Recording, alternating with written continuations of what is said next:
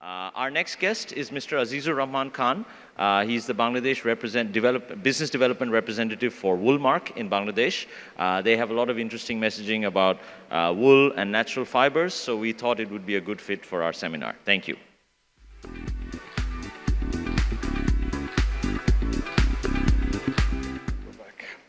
So good evening, everyone. It's a real pleasure to be here today, although I feel like a bit of an alien being the only wool guy in a room full of cotton people. My name is Aziz Khan, as Arsipai mentioned. I'm the Bangladesh Country Development Representative for the Woolmark Company and the Australian Wool Initiative. I'm mainly going to be talking a lot about sustainability in the apparel sector and the critical role that natural fibers actually play, and how the story of wool is more important now than ever before. And before we go further, I'm going to be playing a very short video that is going to allow you to have a better idea about who the Australian Wool Innovation and Woolmark Company are. So enjoy.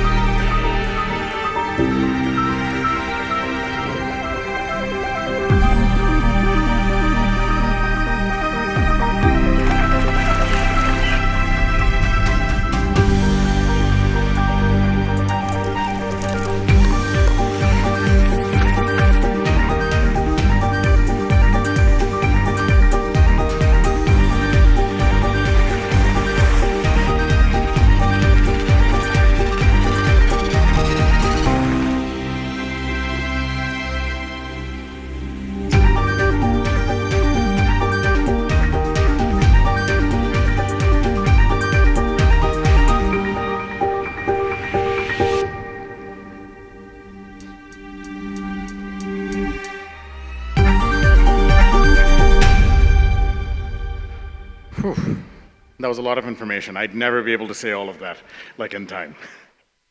Now, to give you a bit more context, the Woolmark Company is a subsidiary of the Australian Wool Innovation. It's a not-for-profit that's technically owned by 60,000 Australian wool growers. We are globally recognized as the authority on merino wool, and we equip the supply chain all the way from growers to designers to manufacturers with resources, research, and market support. Our international network allows us to operate closely with major apparel markets across the world. We're based across Europe, North America, China, Japan, South Asia, and our head offices are based in Sydney. We are also actually present in emerging markets like Bangladesh, Vietnam, Sri Lanka, Latin America. However, unfortunately, that's not on the slides. Our work covers the full value chain: sourcing and marketing support through the Wool Lab, research and innovation funding, educational activities and initiatives for industry professionals, and consumer marketing to raise awareness about the unique performance and environmental benefits of wool. The Wool Lab in particular is actually very interesting for everyone from brands to manufacturers and designers, as it is a seasonal guide to the latest innovations in wool, sourced from more than 100 of the world's best spinners and weavers in our global network.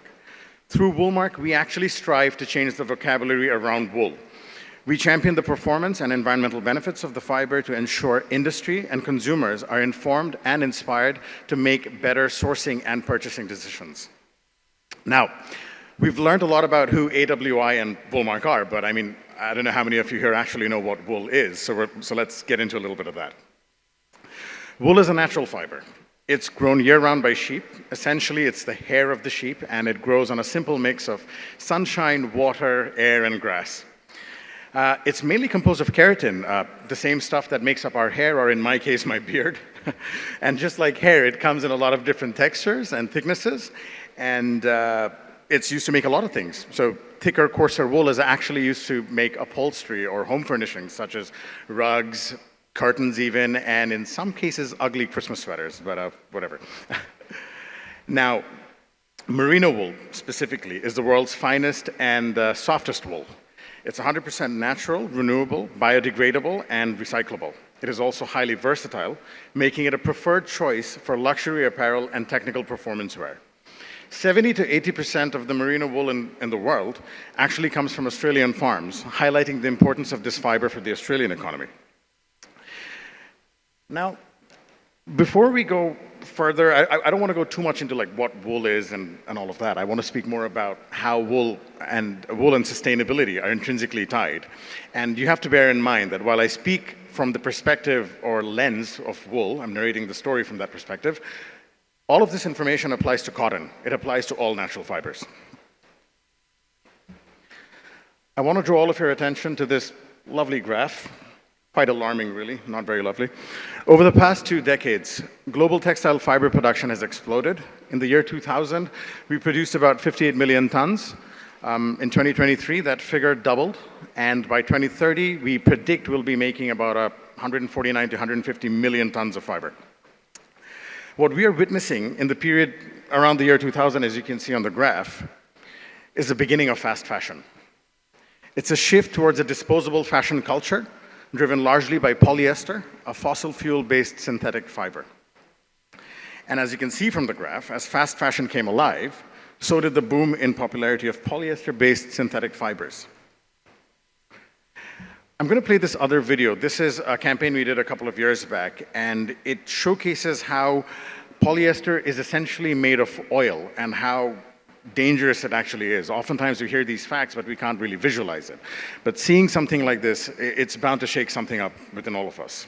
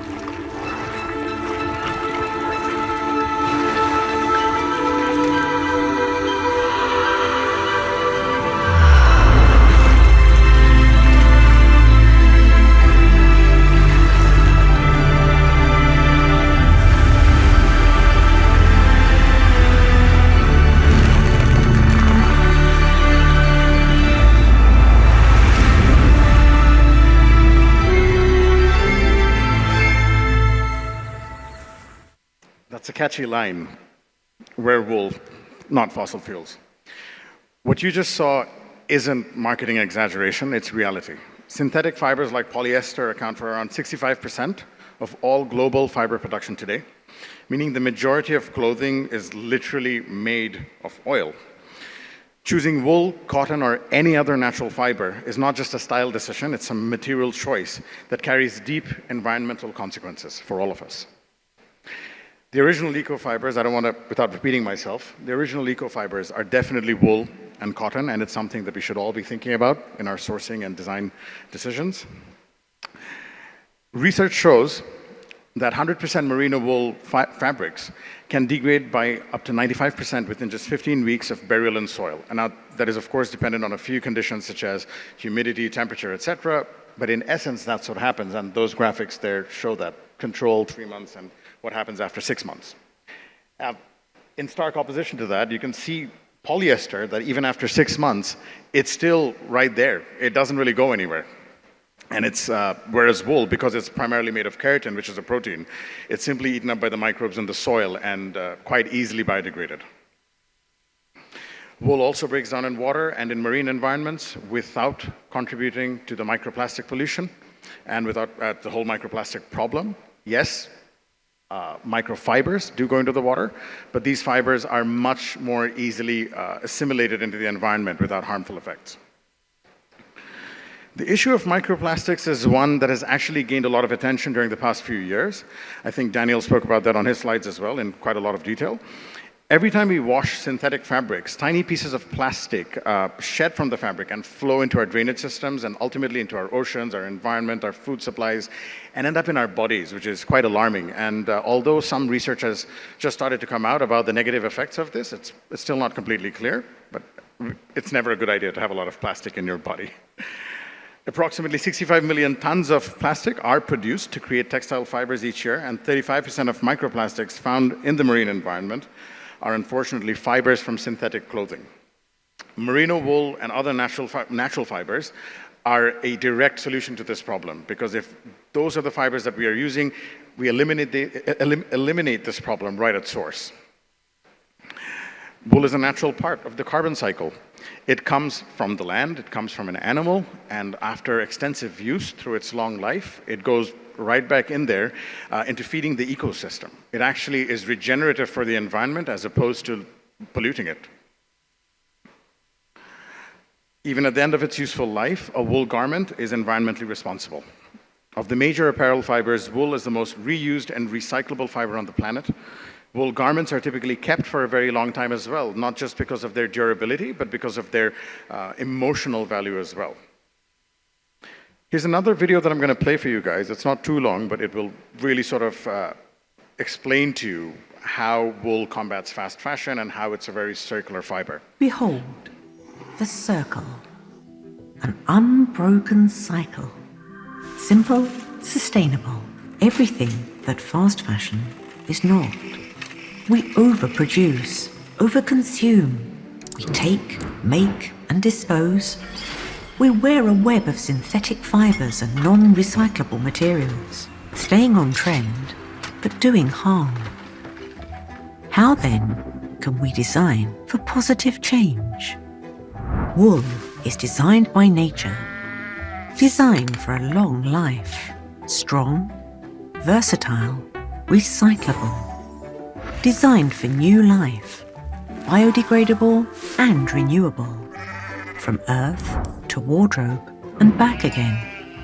It's more than just recycling. This is true circularity. And wool circularity has a positive impact on everyone. It's a regenerative system, capturing carbon, encouraging biodiversity, and supporting livelihoods around the world. Who knew fashion could do that?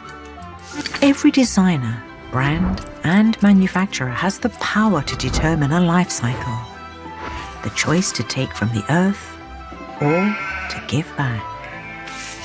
Wool, designed by nature, designed for life. See, what I really like about that line there, wool designed by nature and designed for life, you could replace wool with cotton, it still says the same thing. Because cotton itself also comes from nature, and it's again designed for life because it doesn't harm anybody, right? That's the point that we need to run home to each and every one of us over and over again. This next slide here, it's a beautiful diagram. I don't want to go into too much detail, but it shows in a lot of it shows the intricacies of how wool is a fully circular fiber, right, throughout its life. It's a full closed loop chain. It has multiple lives, right? So the first life of wool is that it's a garment, right? It has high resale and reuse value. It has established recycling systems. And at the end of its life, complete biodegradation into valuable soil nutrients, and its circularity, again, as mentioned in the video earlier, was designed by nature itself. It does need to be mentioned here again that all natural fibers are inherently circular, making them better choices for our planet every time. Now, again, I may have said this before, but although I've been narrating this story from the point of view of wool, we're not alone in this effort. Wool is part of a broader movement called the Natural Fibres Alliance, an industry collaboration across fibers like wool, cotton, silk, hemp, and flax. The aim is simple but crucial: to protect and promote the role of natural fibers in a market increasingly dominated by harmful synthetics. It's about uniting natural fiber industries globally so that together we can drive stronger commercial, environmental, and policy outcomes. Natural fibers aren't just commodities, they represent healthier ecosystems, rural economies, and a sustainable apparel future. Looking ahead, sustainability will not just be a nice to have. Again, I think Daniel mentioned this. It will become the minimum entry into major apparel markets. Brands that align with natural fibers like wool and cotton will be better positioned to meet both consumer expectations as well as regulatory requirements.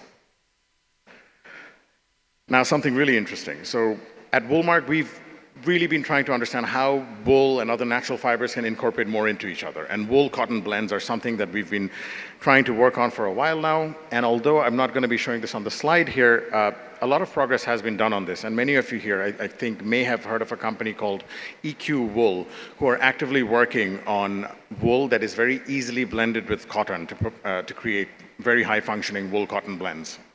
If anybody's interested to learn more, happy to talk about that later after the presentation. Wool denim. Now, denim is ubiquitous. We all wear it, but we never assumed that wool could be a part of it, right? And I'm very, very proud to say that it's actually right here in Bangladesh, and I'll name the group. It's Pioneer Denim, part of the Batsha Group, who have successfully created a 30% merino wool denim fabric. It's beautiful, it's amazing, and I've got the samples at home. But all of you are going to be able to see it next month at the Denim Expo in May, because we're going to be there. We're not just going to have wool denim at the Denim Expo, though. We're actually bringing out quite a few different samples, like 100% merino wool performance wear, sports wear, technical wear, just to show what is actually possible when you try to innovate with natural fibers, instead of taking the easy route and just using polyester.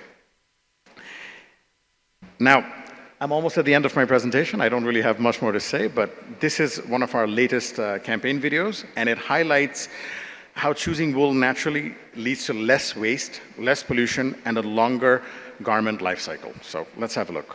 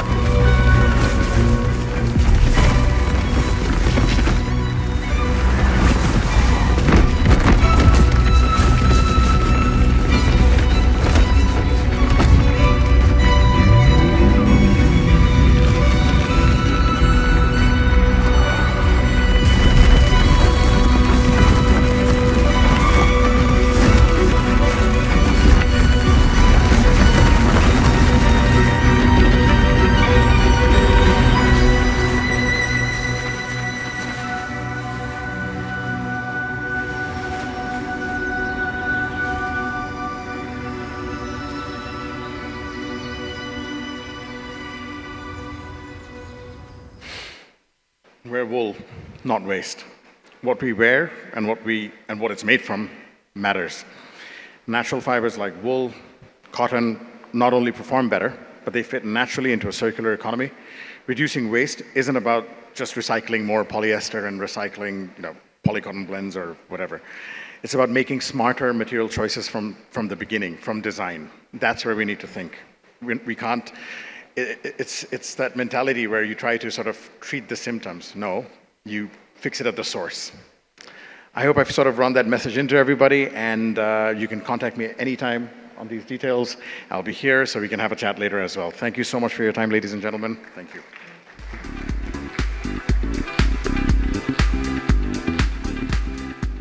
Thank you so much, Aziz. That was very, very interesting. And I'm glad you made the point many times that what applies to wool also applies to cotton.